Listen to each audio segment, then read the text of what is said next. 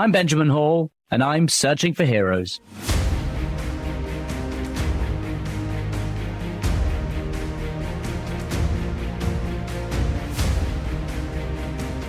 Well, welcome back to Searching for Heroes, everybody. I'm Benjamin Hall, and our theme this month, which we've had a few guests talking about, is rebirth, sort of the choice to rebuild a life when the old one is taken from you.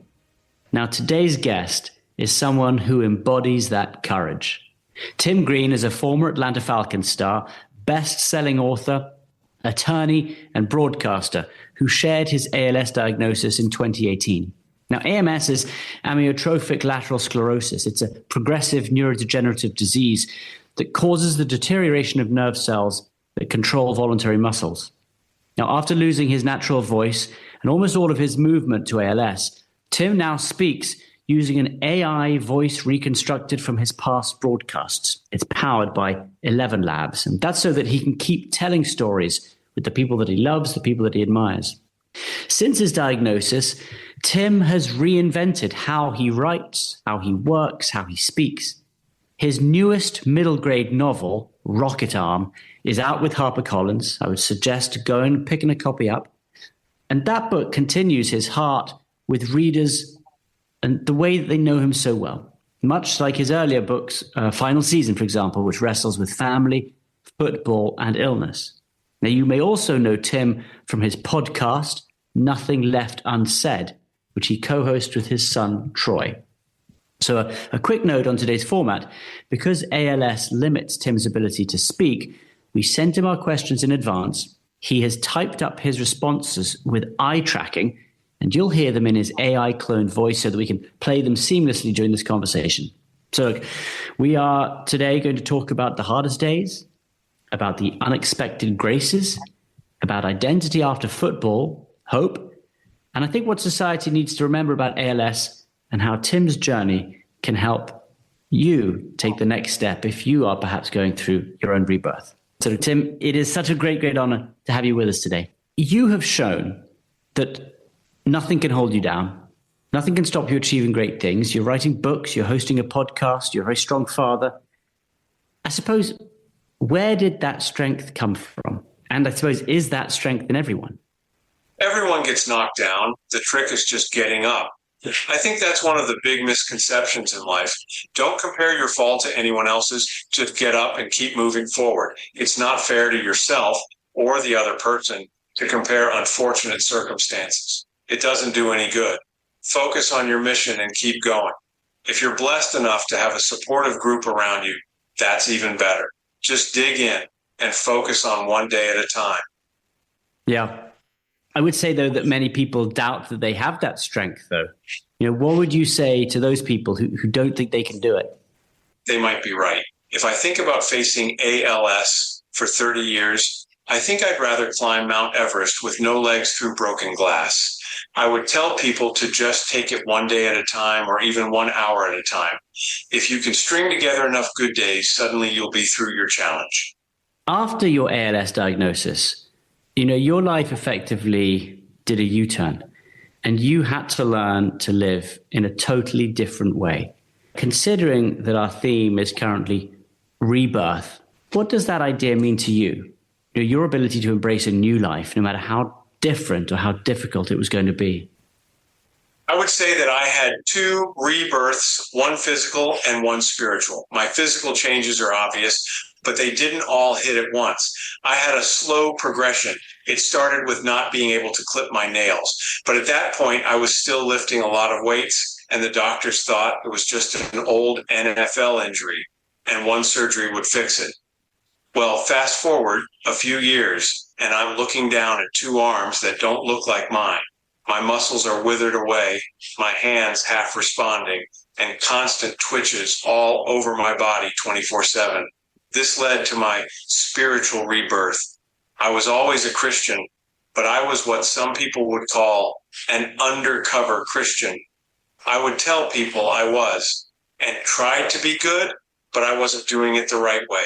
My spiritual rebirth has taught me to honor God and truly enjoy each day. Now, do I miss my physical body? Absolutely. But with my spiritual side thriving, My life is actually better in many ways. Yeah, I love that term, undercover Christian. And I certainly know, and I've had a number of people reach out, having listened to the podcast and saying that they felt that way as well. And I can see you are wearing this beautiful gold crucifix as well. So our listeners can, I wish they could see it, see how beautiful that looks. But look, for someone whose body really was your instrument, at the very highest level of sport, what has it been like to redefine strength, the idea of strength, when your movement is limited? When I played in the NFL, I was 6'2" and weighed 250 pounds. Believe it or not, I was considered tiny for my position.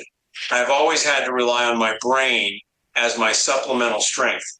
I would absolutely use my brain for strategy, knowledge, and play recognition. But I also knew how to flip the switch. When I flipped the switch, I could work maniacally. So my physical strength was lost, but my mental strength is still there. And my deep spiritual strength has helped carry some of the burden. Yeah. And also you reference hard work there. Sometimes it doesn't matter what situation you're in, you have to work hard. Things don't come easy. No matter what it is, you got to work hard. Was there one moment after your diagnosis that changed your mindset from loss? And I imagine there must have been a period where you felt lost, but changed it from loss to purpose. And then how quickly did you find your hope? I was initially asking things like, God, why me? Then one day the Lord's Spirit told me that there's a thing here. It took me a little while. It wasn't an overnight change, and it wasn't easy. Watching my family rally around me also gave me hope and even a little bit of clarity. How did ALS change fatherhood for you? How did you tell your kids, for example? What shifted in your roles at home? And I suppose, how has your relationship grown through it? Fatherhood was a little different, but it was in many ways the same. At first, I told everyone to just pretend nothing had happened.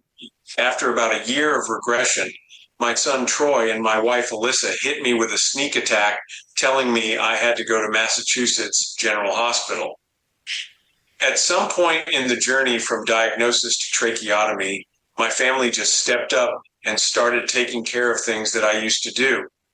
My relationship with them continues to get deeper daily, and now it's more of parenting advice for the kids now that they had their own kids. It's easy to talk about all the positive things and how you've come through this with such remarkable strength, but I suppose I've got to ask, what part of the journey has been harder than you expected? I know this show goes deep, but this might be a little dark. I initially said that I would rather die than get the tracheotomy. Then, around Thanksgiving in 2019, I had 2 blood clots that made it up to my lungs and almost killed me. I had to be intubated for a few days, and when I came to, the doctor told me it was time to make the decision. I told her I did not want the trach. Troy was in the room with me and told me that my family still needed me. They didn't need me physically. They needed my mind, my love, and my soul. That was one of the moments on the journey that was really hard. But since that moment, I have had 9 more grandchildren, saw my younger daughter get married, and the baby of the family go to college. What an amazing life. And I can see the smile as well that forms on your face when you talk about that as well. And I can only imagine what that conversation was like, but that was your family there for you and Troy there talking you through those moments. And again, it comes back to family and having that around you. Tim, many of our listeners are caregivers, and I know you must have encountered many caregivers. They've probably been by your side and helping you throughout this. But what's the one thing that caregivers get right and one thing that we often miss? I think so much of it is just communicating. We all want the same thing. Either you are a loved one being cared for or a loving one caring for someone you love. Caregivers, whether that be family members, friends, or nurses, have so much love in their heart. So over-communicate and remember that you're all on the same team. Yeah. Over-communication. I sometimes worry with the next generation that maybe they don't talk often enough, they don't communicate often enough. Well, I think that it's perhaps the most essential thing that they can be taught how to do. Tim, in which technologies, and you're talking to us through this incredible AI voice, which is remarkable. They've picked it up from your old broadcasts, but which technologies have most expanded your world? You know, there's eye tracking, there's the AI voice. And I think, how did they change your sense of independence? Man, this is a hard one. Obviously, the eye tracking has to be the first. Without that, I would literally not be able to communicate. It's far from perfect, but I'll take 3 words per minute over 0. The AI voice from 11 Labs has also been amazing. The eye tracking technology allowed me to continue to be me, just at a drastically slower pace, and the 11 Labs voice gives me a slice of my identity back. Yeah, and it is remarkable to hear, and certainly not a slower voice the way I hear it. I mean, it's sort of remarkable how they can put it together this way. You have used that technology, though, to launch a podcast, Nothing Left Unsaid, which you co-host with your son, Troy. What inspired the show, and what kinds of conversations have you stayed with most and have stayed with you most? The funny part of the story is when Troy asked me to do it, I told him heck no, and that the world doesn't need another podcast. But Troy is persistent and kept hounding me to try it. Once I tried it, I was instantly hooked and wanted to record another. There have been so many conversations that have stayed with me. There's such a wide range of guests, it's really hard to pick one. One week we're talking to someone like Charles Barkley, then Malcolm Gladwell, Lee Strobel, then a war hero, etc. It's been a lot of fun. And every episode has little gems in there that can help anyone. Yeah, absolutely. And I've heard a few of them as well, and encourage everyone to go listen to that. Nothing Left Unsaid is what it's called. More of our conversation right after this. Tim, if you could go back and speak to your rookie year self, what would you say to him now?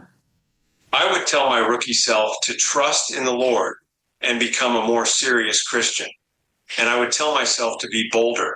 This is because they fired the coach who drafted me. The new GM drafted 2 linebackers with the 1st and 10th pick of the next draft. And they moved me from inside to outside linebacker, where I was finally adjusting to a new position.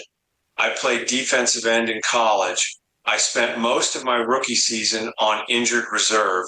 And when I started the last game of the season at inside linebacker against Detroit, I led the team with 12 tackles. So when preseason arrived and I was behind the 2 rookies on the depth chart at outside linebacker, and I read in the paper that the Dallas Cowboys wanted to trade for me, I asked my position coach if they would trade me. He snapped at me saying, no, they were not going to trade me. Many of my college coaches were on that staff at Dallas. They won 3 Super Bowls. If I was bolder, I would have demanded to be traded. Amazing. But even back then, you knew not to give up. You knew to keep fighting for it. And I think that's something that clearly you have. You were born with that ability. In terms of your writing at the moment, why did you want to write Rocket Arm, your new book now? And what truth did you hope young readers would carry away with them after they turn the last page? I believe I was inspired by the Holy Spirit to make a story that was both entertaining and an allegory. Recently, we had Neil McDonough on our podcast, and I think he summed it up perfectly. He said something along the lines of stories as entertaining as Disney, but teaching Christian values. I hope young readers ask their parents for more books, and I hope they learn about tolerance, acceptance, and patience. Yeah. How did you actually write it, though, sort of from idea to finished pages using your current tools? I use a Tobii Dynavox device that has an eye tracker. It essentially makes my eyes a really slow mouse for a computer, and I have to select each individual letter by staring exactly at that letter for the 1/4 of a second for it to select. Then it's just doing that over and over and over again. Well, that certainly is the patience, perhaps, that you just talked about as well. Remarkable. When the day is difficult for you, what thought, prayer, or phrase do you lean on? Every day I try to read or listen to the Bible. Somehow it always feels like the passage is relevant to exactly what I'm going through that day. I can always count on God and my family to remind me about what really matters. And for someone who's listening to this today, Tim, someone listening who feels stuck, perhaps, what's one step today towards their own rebirth that you could suggest? If you're not a Christian and you have any interest whatsoever, try Tony Evans' sermons. It's only 20 minutes. And then when you get more curious, find a Bible teaching church nearby and go. The hardest part is just starting. Don't wait for the perfect moment. It's never been easier to get access to information. So sometimes I think people get analysis paralysis. Just go, do it. The thing that you know you should be doing, don't wait. Also, I want to sneak this one in there too. If you have a family member or friend that you haven't talked to in a while and don't really remember why, reach out to them. Offer the bridge to build that relationship back up.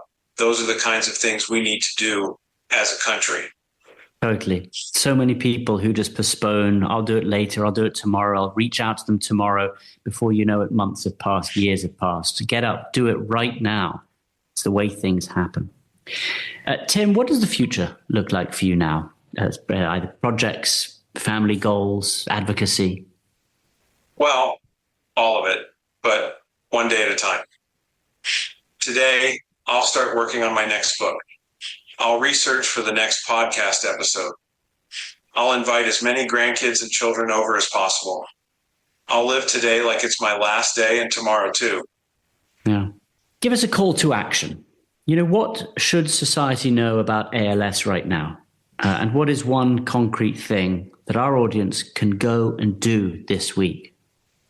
ALS is going through a revolutionary moment in time. For the first time ever, they are working on developing medicines to revert symptoms. Go to tackleals.com and help share the mission with some friends. If you can't donate, help with awareness or tune into our podcast, Nothing Left Unsaid, where we raise awareness and funds. Thank you all and God bless. Yeah, well, thank you, Tim. Thank you so much for joining me today. And again, just to our listeners, get up, go do it. Don't waste any time. And if you're looking for motivation, I think you've just heard it right there. Listen to the podcast, Nothing Left Unsaid. Go and buy the book, Rocket Arm. They will inspire you.